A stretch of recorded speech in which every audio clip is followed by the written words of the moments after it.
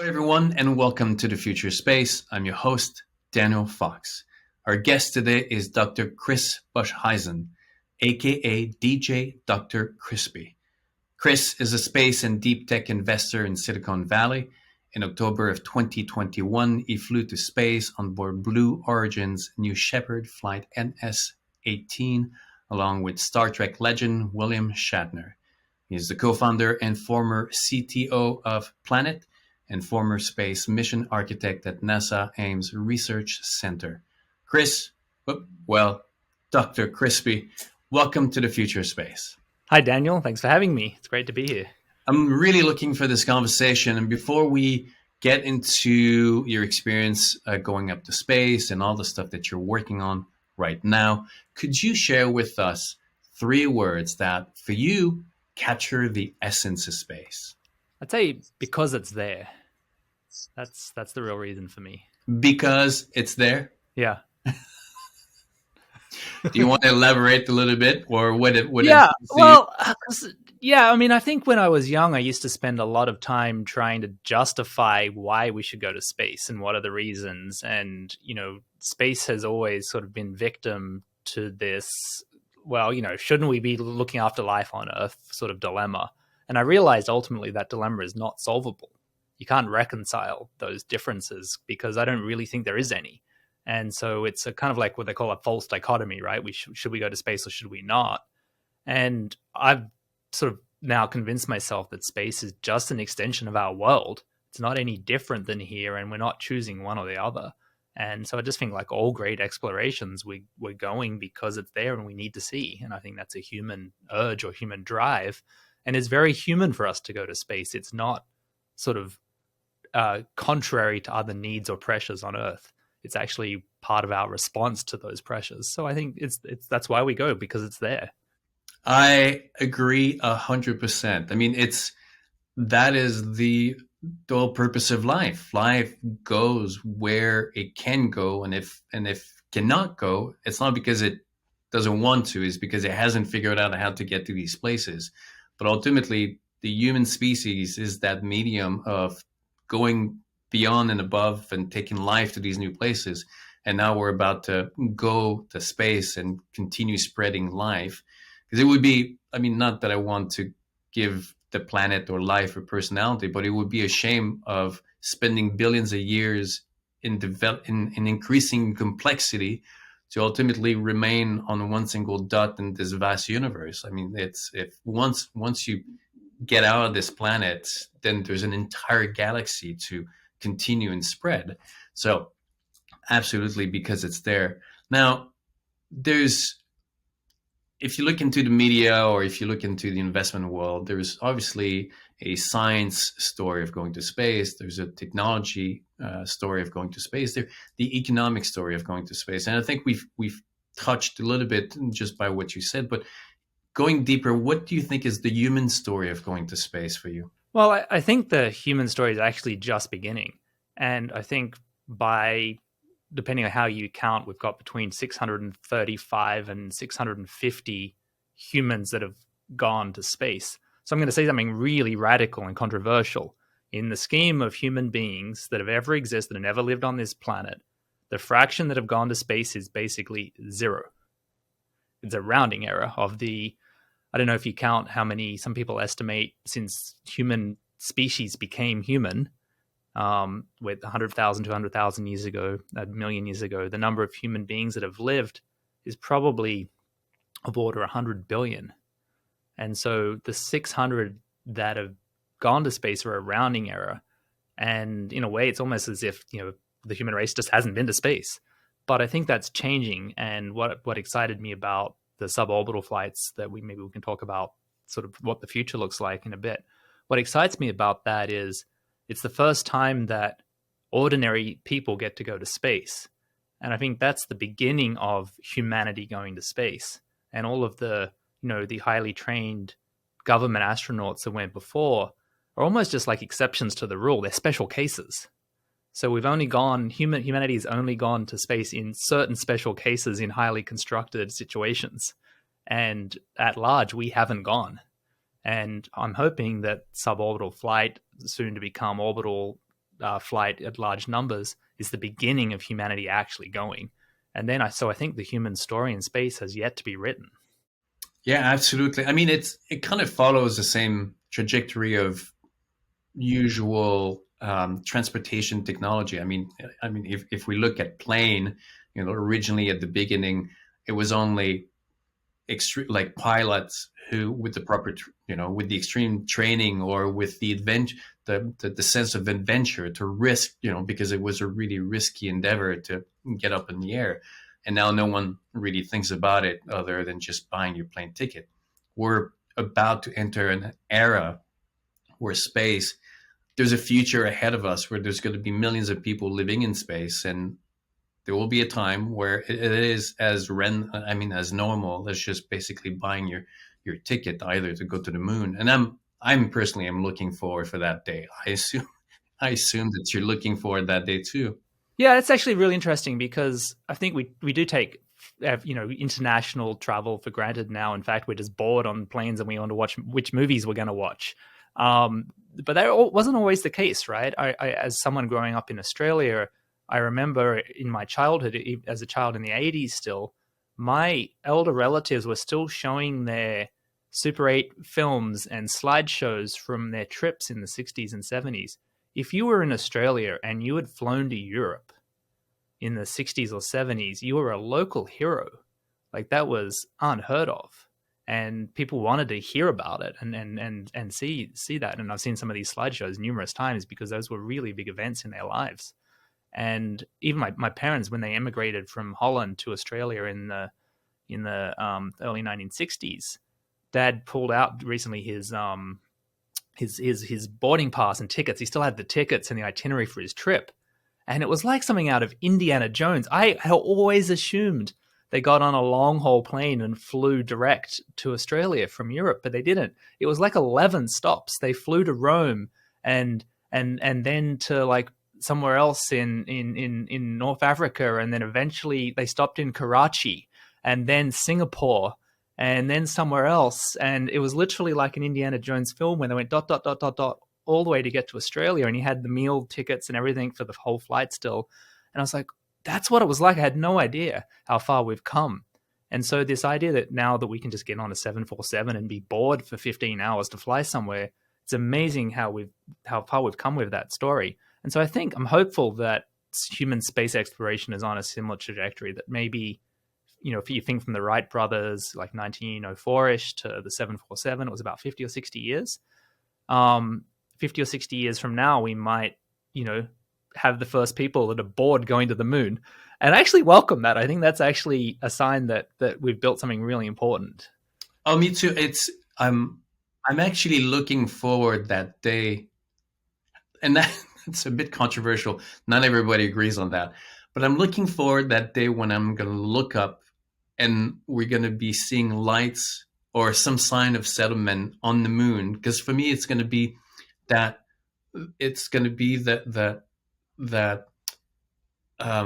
clear indication that we've gone beyond the planet. Like, this is where we are. This is like the accomplishment that needed to happen.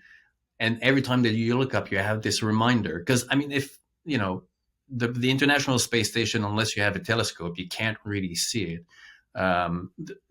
There's nothing really that when you look up you can see other than the satellites, but it's not, it's just a tiny dot. But if you look up and you see on the moon indication of civilization, of human civilization, is this obvious reminder that how far we've become. I mean, not too long ago, I was flying over New York, looking out the window and seeing, at night, the sprawling of light. And in the back of my mind, like just 300 years ago, New York was just, a city. It was just about to become this settlement.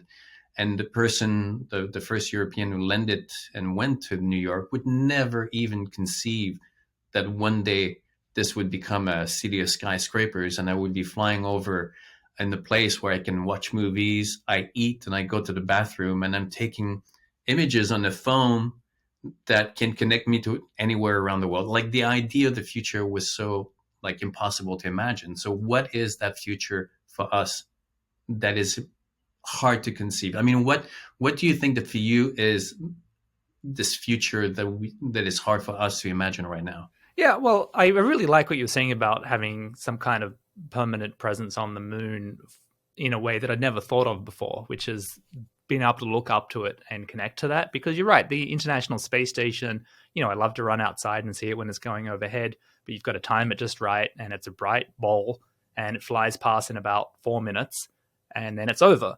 And I don't think that gives people enough time to really contemplate what that is and what that means.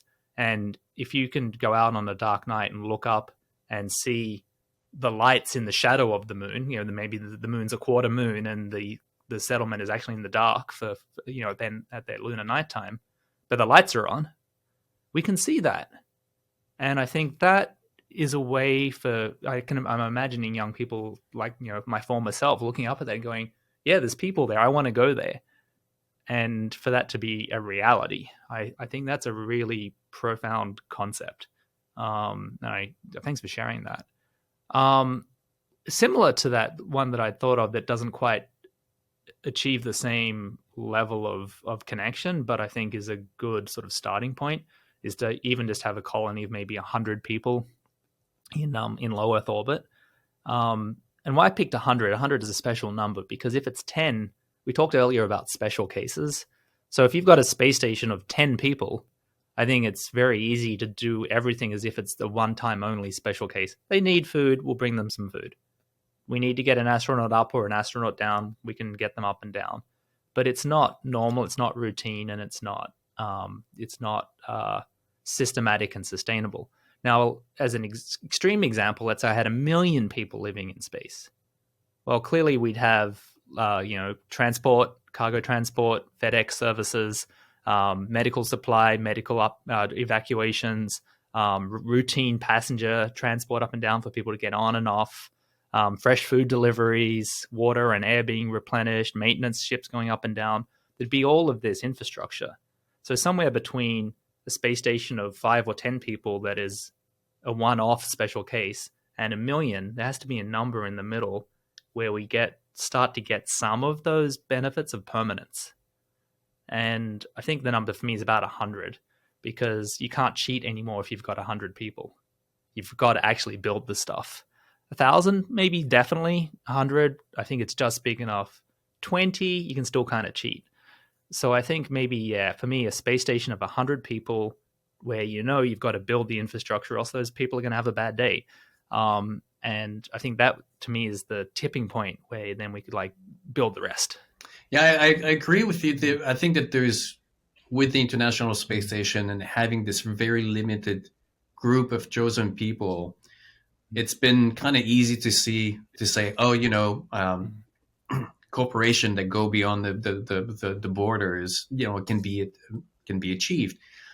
But it's much easier when you have a selected group of people who share the common training and the common goal. It becomes the complexity of relationships and behaviors and attitude, and obviously not always being in the same kind of mood, increases with the amount of people. And 100 people is a lot harder to manage than just 4 or 5. So yeah, totally agree with you. Chris, was space always like this attraction for you? I mean, even when you were young as a kid, was it this kind of North Star that kept leading, guiding you? Oh, absolutely. Yeah. Yeah. Yeah. I mean, a lot of my earliest memories are just of space things. Like I remember playing with space Legos, was obsessed with them from ages 4 through 40. I remember watching Carl Sagan's Cosmos, which for anyone who's seen the Neil deGrasse Tyson version, there was an older original version by a great scientist and thinker named Carl Sagan. And I think I used to be able to stay up past my bedtime and watch this show. So I was 6 or 7 years old, and I was allowed to stay up late and watch this show because it was important. And I think that really stuck with me as an important thing, that this guy talking about science and the universe and stuff, it really inspired me. And I just, to this kind of point about it's always there, To me, it's just seemed natural that we could go to space. It didn't seem otherworldly to me either. It just seemed kind of ordinary, and I was just baffled. Like, why can't we go? Like, it's just right there. So for me, it just seemed natural to go there. I never assumed any otherwise. Did you want to be an astronaut, but then couldn't do it? So then you ended up going a different way about it. Yeah, that's exactly what happened. So I think, when I was a teenager, I didn't have a great blueprint of what to do. I knew I wanted to go to space, but wasn't sure how. And the only role models I had were two earlier Australian astronauts who had become Americans and got transferred to NASA and then went to space. Paul Scully Power and Andy Thomas. So I was like, okay, that's the blueprint. So I went to join the Australian Air Force thinking I'll be a test pilot and then get transferred to the US Air Force and then get transferred to NASA and then get trained as a shuttle pilot and then go to space, that's my business plan at age 17. And then I found out I was colorblind and they dismissed me.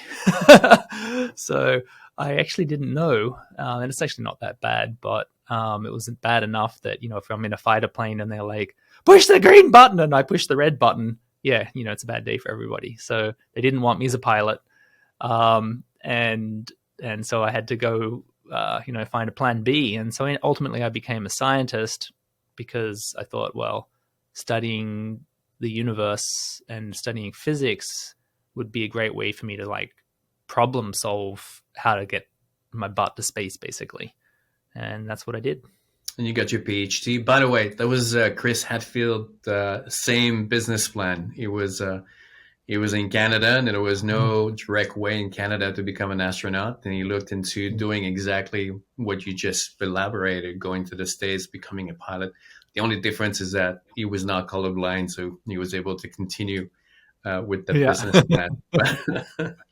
Yep. Yeah. It's not a unique business plan, and but it's a well-trodden path. So, but I'm actually glad that I went on this alternative path because I don't know if I would have enjoyed my life in the military. Now as an adult, I realize my personality is obviously if I joined, I probably would have been fine with it. But I'm glad in one sense that I didn't, because I got to build some really cool stuff, and I got to work in civil space instead, and working at NASA as a contract employee was a real opportunity for an Australian, and I loved that job, and we got to build some cool things. And then Planet Labs, obviously, I don't think I would have built that if I'd been in the Air Force with the commitments that would have come with being an officer and a career officer in the armed forces. So in a way, this other path turned out to be a very rich and rewarding one as well. So, what was the motivation of the vision after leaving NASA to form Planet Labs? Well, there's a cause and effect backwards there. So we left NASA because we couldn't build this thing at NASA. And so we had launched a project called PhoneSat, where we took an ordinary Android phone and we put it in space as kind of like this is kind of common knowledge today, but 15 years ago, people didn't really know if consumer electronics would work in space.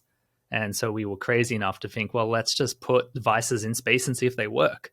And instead of running hundreds of lab experiments and years and years and years of research, was like, it's actually just cheaper to put it in space. And so we put some Android phones into orbit as free-flying satellites, and they actually worked. They worked for an entire week, took photos, and they radioed them down. We wrote an app, and then we got the photos down from space, straight from the Android phone. And I'm like, well, seems like the stuff works in space. And these days, of course it does. No one even questions that anymore. But at the time, we're like, the radiation is going to get it. The heat is going to get it. The vacuum's going to make it break. And like, none of those things happened. So we got excited by this idea because like, wow, why are we spending millions and millions and millions and millions of dollars on radiation hardened, satellite components when we could just buy them for $500 at the local electronics shop? Like, why are we doing this? And so we went to NASA headquarters and said, hey, we've got this great way to build space missions significantly cheaper. Do you want to build some of your flagship science missions this way? And they're like, no, this is not credible. So we left and started a company to do it. And then Planet is used to be Planet Labs. Now it's Planet. And Planet kind of really changed the world of satellites, correct? Yeah, in a way. Before Starlink was launched, I think that's Elon Musk's SpaceX's communication system. Before that, Planet actually had the largest constellation of satellites at around 500 or so launched, maybe more now. And that was because they were so cheap, but they weren't crappy. So what we were able to do was kind of move into a new corner of like ultra low cost electronics, but still really highly capable. And so we were building really, really good satellites that actually, if you get like your computer, like your MacBook Pro, and you open it up and you look how much stuff is packed inside that chassis, right? That's really densely packed electronics. There's all the stuff, the battery, the power charging, the graphics card, the sound, all of it is squeezed into this tightly designed package. So we realized if we just design satellites like that, we can get a lot of stuff in it. It's going to work really well. It's going to be really extremely capable. It's going to be very robust. It'll survive launch. And so that we kind of built satellites as if they were laptops, is ultimately what we did. And that allowed us to build them very cheap, very quickly, and in large numbers, which no one had really done before. So that was sort of like the big change, I think, that people realized that you could build constellations of satellites for significantly less than billions, which is what they would have cost in the past. Do you think, I mean, looking back at your time at NASA and what NASA is today, do you think that the culture, what prevented you from doing that today might be different today? Would the NASA of today be more open to these kind of innovations now that SpaceX kind of proved to them that it was possible, and companies, projects like you did at Planet Labs actually prove that you were right? Do you think that the culture at NASA has changed over the years? A little bit. A great example is the Ingenuity helicopter on Mars. I think that project was to some extent run in this way, where they were like, let's build the thing, let's have really low expectations. It's not the primary mission. If it doesn't work, that's okay. But if it does work, it's going to be amazing. And now they're at 40 or 50 plus flights on Mars. The thing was supposed to have died a few months ago, but it's still working now. And they're still flying it. And so it's amazing. And that project was definitely built in this spirit of it's low stakes and we're not going to break anything if it doesn't work. So let's try it.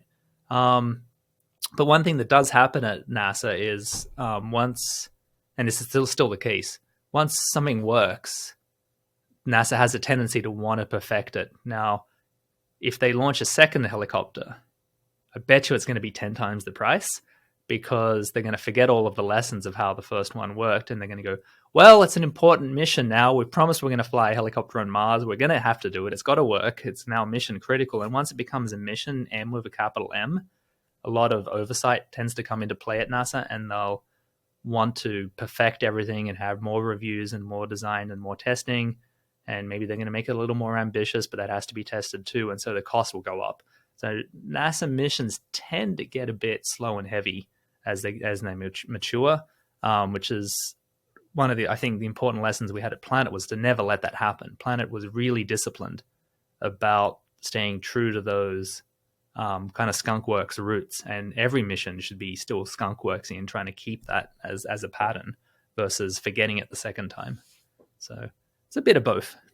Interesting. It's incredible to think and really to process what it means that we have a drone on Mars, flying and still flying. I mean, I think more and more we take for granted that those technologies, but to really kind of absorb and process what it means, and it changes totally the idea of exploration, right? Because before, last year when I was up in the Arctic or Antarctica, I'm always reminded that there were humans who actually died in the process of exploring these places because their knowledge was null. I mean, they didn't know about the moving of the ice. They didn't know the weather. If they wanted to know about the weather, they physically had to be there to capture, to record the weather.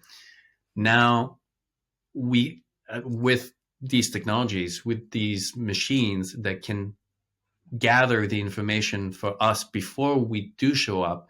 So when we do show up, there's going to be a lot less risk of human cost because of the knowledge already that we have. So there's an era of exploration that is going to be absolutely amazing because of these technologies. It's that, like, if going to, first of all, if you had the opportunity of going to moon, of going to Mars, would you take it? Actually, not sure. So my real motivation has always been sustainable space presence. That's really what I care about. And I talked before about this 100-person space station, where the idea of that is, part of it is that people are going up and down and there and back. And I like Earth. I want to come back to Earth. So really what I want to achieve is that we can go routinely. So am I a Mars person where I just want to go to Mars? No, because I don't think Mars right now is really within reach in a sustainable way. And so it doesn't meet my criteria for what I want to work on. If we had all the things built, and somehow in my lifetime we managed to get in-space transport and hundreds of thousands of people living and working in different locations in space, of course I'd go to Mars. I think I'd love it.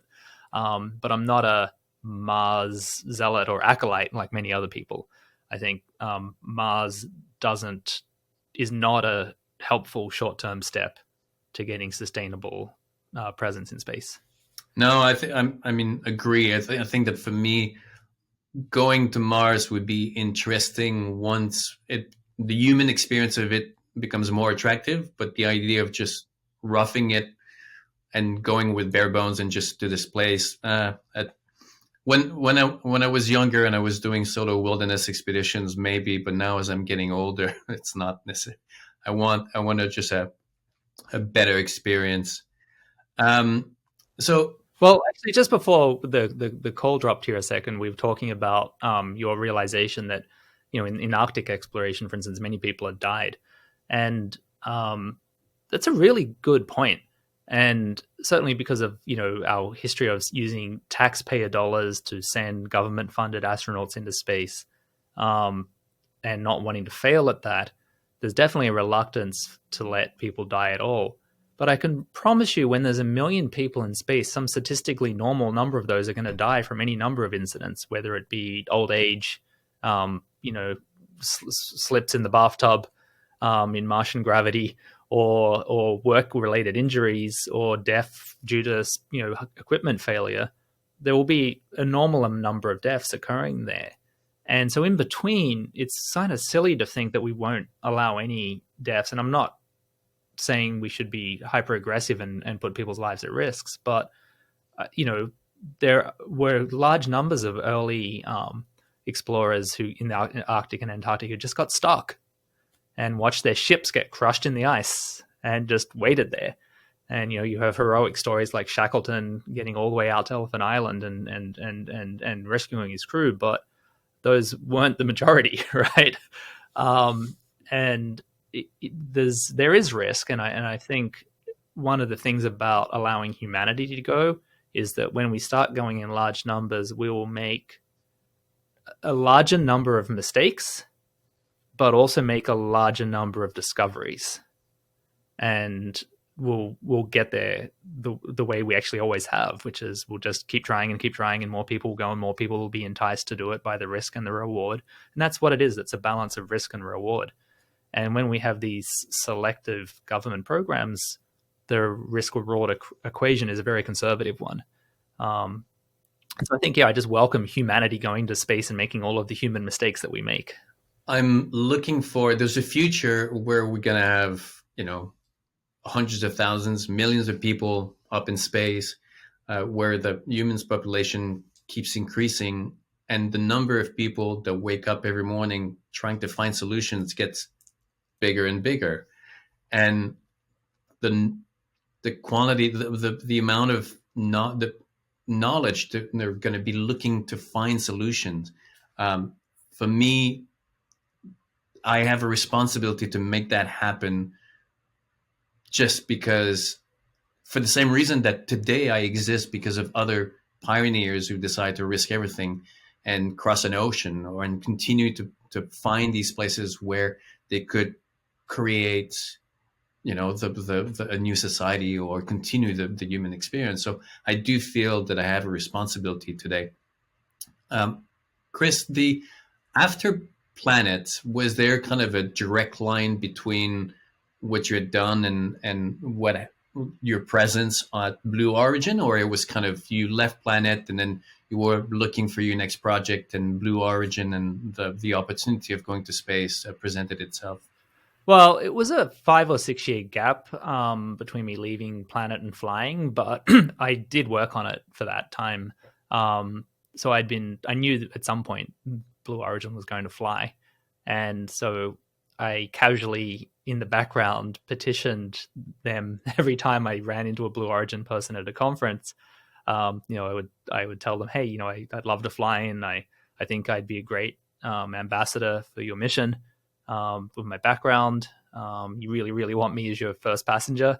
And they kind of like told me, yeah. You'll join our mailing list. You'll find out when we announce sales.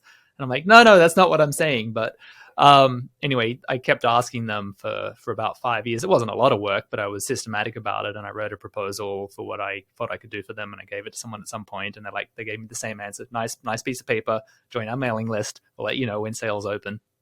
But actually what happened ultimately was, because I had done that, when they were about to announce the first flight with Jeff Bezos of July, Jeff and his crew for July 2021, they called me a few months earlier and said, hey, we're about to begin. Would you like to fly on the first or second flight?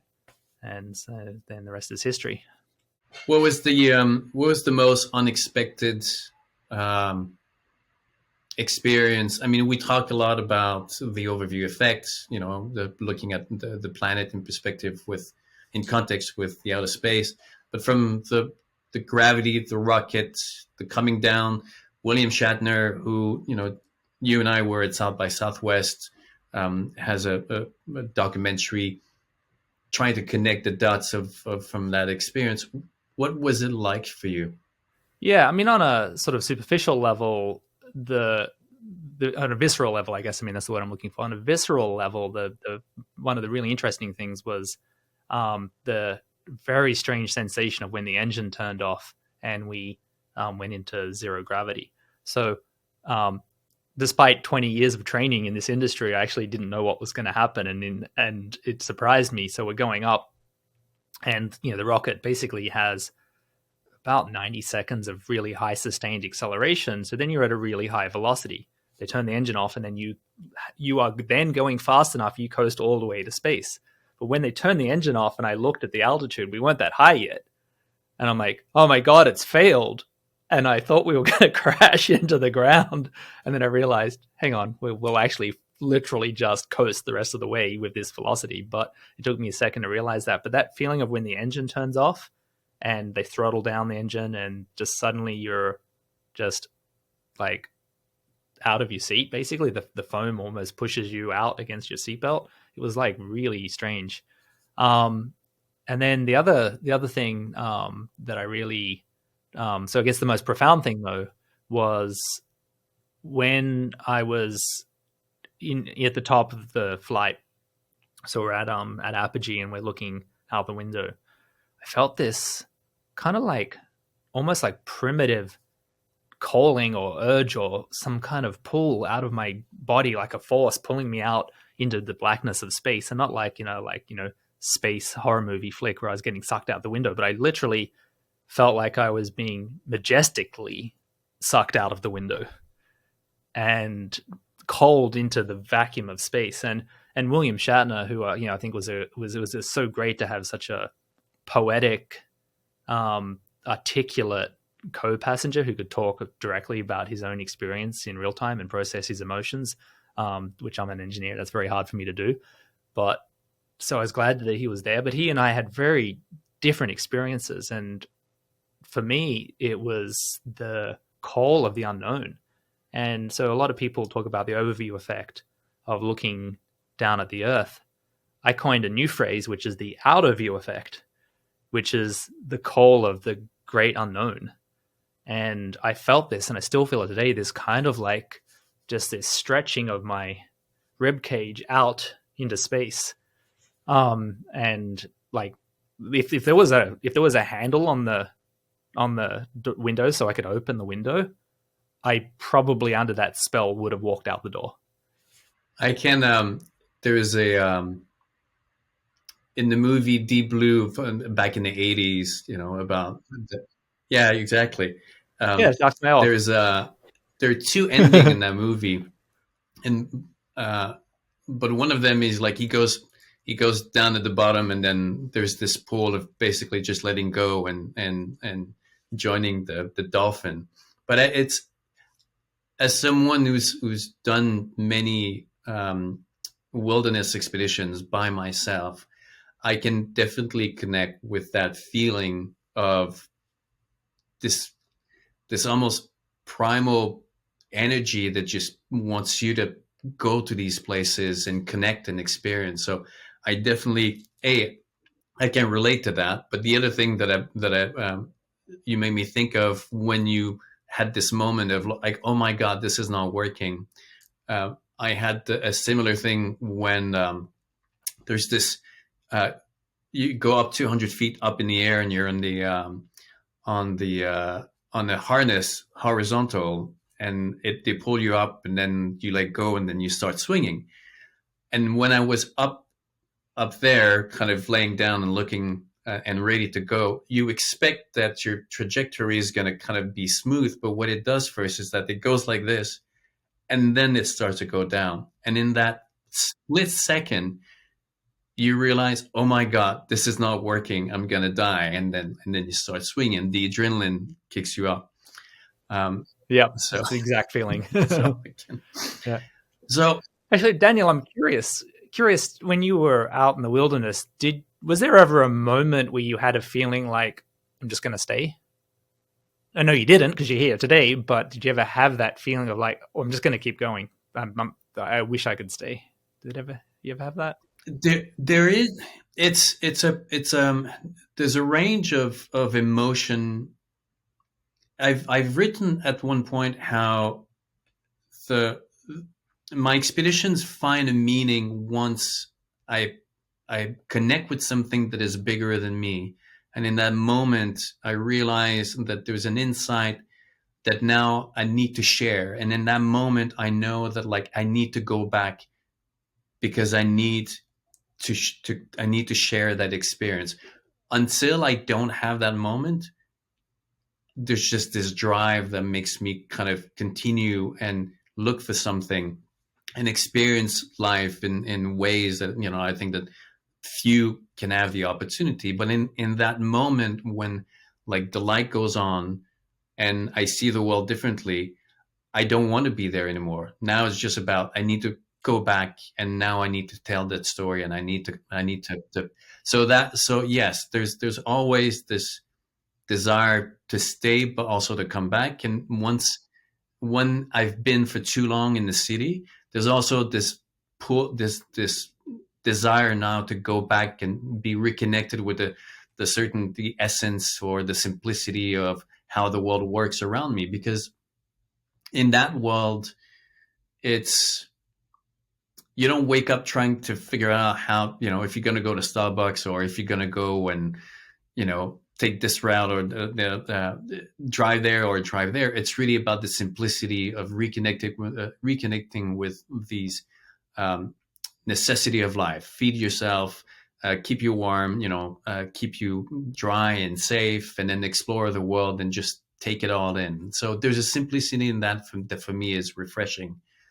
But there's a depth of culture, curiosity, a buzz of the city that I also love. So it's always this kind of push and pull between the two. Right. So tell us about a little bit of what you're working on, right? Because you were involved in some investment firms, but now you're starting your own investment company, correct?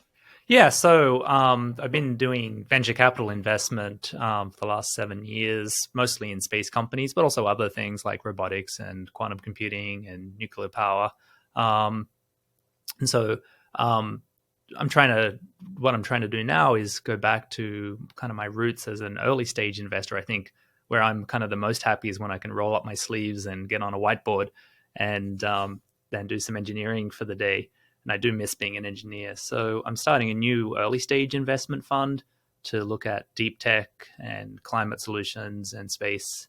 And the spirit of that is to find entrepreneurs who have an idea that they don't even know if this is going to work yet. And so find them at day one, be their first sort of true believer, and then help them get that idea to the stage where it could be a company. And so that's the new thing. It's called Interplanetary Capital, and yeah, it's the name. The name suggests where it's all heading. I do believe that we are about to enter a new era where the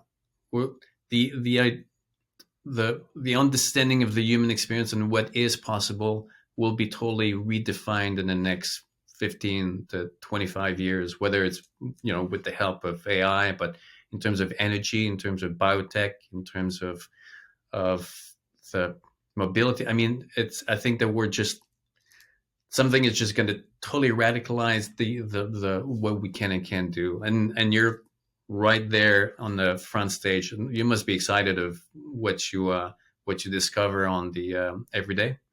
Well, yeah, actually, I think like one of the things no one talks about the fun part of being an investor is you get to see some really cool stuff. And so I live in Silicon Valley, and I there have been times where I've gone to see a company and I've driven up some mountain in the backwoods to an 11-room mansion that the company's rented. There's been 45 Priuses and Teslas parked out front for the employees showing up for the day. And I go inside to what is basically a secret lab, and these guys are building a thing. And this has happened a number of times, and you get to see really cool inventions and technologies before they are public, and maybe even take part in the story of their creation. And so it's a really fun job, and I have seen some really crazy, some really fun, and some really interesting, and some really profound things in this job. So it's a lot of fun. Now, before we get into your 3 words of wisdom, I do want to touch on the fact that, yes, you're an engineer. You went to space, you're an investor, but you're also, I mean, one of your biggest passions is music. You are a DJ. Uh, is Was music always like a big outlet for you? It's Tell us more. Yeah. Yeah, I kind of fell in love with computer game music when I was really young, and then MTV, of course, stuff like that. But I remember when from my school, I actually never owned a computer growing up, and so when I was in school, I would let I would ask the school if I could borrow a computer for the summer holidays, and so I'd take home a computer. And what I would do with it was mostly write music on it. And I would use it to program MIDI and using sequences, and I would make music, and I would try and make recreations of songs. And so this is literally when I'm like, 11, 12, 13 years old, how I'm spending my summer holidays, which is inside in the dark on a Commodore Amiga or an Apple II, or later on an Apple Macintosh, making it do bleeps and boops and stuff, and then thinking that was really, really cool. And so I've just kind of been an electronic musician in the background for forever. And when I was working at NASA, I would, before airplanes had Wi-Fi, I would write a lot of this music. I was still writing it. If I was on a plane and I had a 12-hour flight somewhere, I'd write music. And so I found one day that I had hundreds of compositions on my laptop. I'm like, I should do something with these. So I started to release some of it online, and then I got excited and started writing a lot more. And so one of the things I'm working on now is a small EP of music about my trip to space with William Shatner and Audrey Powers and Glenn DeVries. And I want to write about that experience and the journey of how I got there, what the flight was like, and how I feel now. So I'm putting those into song form. and then making some music videos as well with some of the footage from my flight. So it's sort of like a great outlet. And is it a hobby or is it my full-time job now? I'm not sure sometimes, but I think for me, I've loved space and music equally. And to be honest, we need musicians in space, right? We need everybody, electronic, lawyers, doctors, plumbers, electricians, and musicians and artists. So I'm quite happy living in both worlds as a kind of half space, half music guy. Can you give us the backstory behind your name? I'm Dr. Chrispy. Well, it's kind of silly, but my last name is Boshuizen, which is really hard to spell. And so a lot of my friends call me Chris B because sometimes there's two Chris's. So Crispy, if you mumble it, sounds like crispy. And so a lot of my friends from the NASA era just called me Crispy as a nickname. And then when I was looking at DJ names, I had some really bad ideas. And they were like, nope, it's Crispy. So that's my friends vetoed my ideas, and so I remain Crispy. What was for them one of your worst ideas as a DJ name? DJ Gyro, because I was thinking like gyroscope, but obviously in Europe it almost looks like DJ Euro, and it just doesn't work. And you're going to be spinning at Eurus Night in LA in April, and also the one on Space Coast, Eurus Night, correct? Yep, and I have this. I've decided to raise the stakes a little bit, so I have a full light show that I'm putting together for the two things. So I've made some new videos that talk about the different aspects of the journey of space exploration and the human experience of that. So I'm going to be debuting those alongside some music and some other cool visual effects and stuff. So kind of, I don't know what I've gotten into. Talk to me afterwards to see how it went, but I'm going to be VJing and DJing at the same time with some cool original space tribute stuff. Well, people will enjoy, I'm sure. Looking forward. Now, Chris, as someone who, with an engineer background, worked at NASA, was a DJ, went up to space, investment person with the company Planet, and all the different experiences as a business person, but also as a human person, as an artist. What would be your three words of wisdom? I was going to say never give up, but that gets overused. So I actually think a better one would be it takes time. And it was 27 years almost to the day from me applying to the Australian Air Force and getting rejected, and then to me flying on Blue Origin. And that's a long time. And I often think, well, what if I just gave up? What if I said at 10 years, I spent 10 years on this idea and it's not working, I'm going to give up? Well, actually, I hadn't even got to NASA yet by then. Or if I'd said 15 years, well, I wouldn't have started Planet, so I would have just given up early. Or even 25, right? Humans like round numbers. So what if I'd given up at 25 years? I've dedicated an entire quarter of a century to this idea that I'm going to go to space. I must be fooling myself. I haven't got there yet. It's never going to happen. Time to do something else. And every day I think about those paths not taken. And in my case, I just have this brain defect where I just never gave up. It never occurred to me to really quit. And I just was like, I didn't know. I'll just keep trying. And that's my entire secret to success was being dumb enough to not quit. And that's it. And people say, well, like, how do you achieve something really big? It turns out just be dumb enough to not quit. Because it'll eventually, you've just got to keep working at it. And it took me 27 years of various attempts. And like NASA was an attempt at changing the industry. Planet was an attempt at changing the industry. My VC thing was an attempt at changing the industry. Some of the earlier things I did, like Singularity University, was an attempt at changing the industry. Just to rearrange the world so that this could actually happen. And it took 27 years. So I'm glad I didn't give up at the magic number of 25, right? Because I wouldn't have done it. And so that's the secret and I just want to tell everyone listening, and, young or old,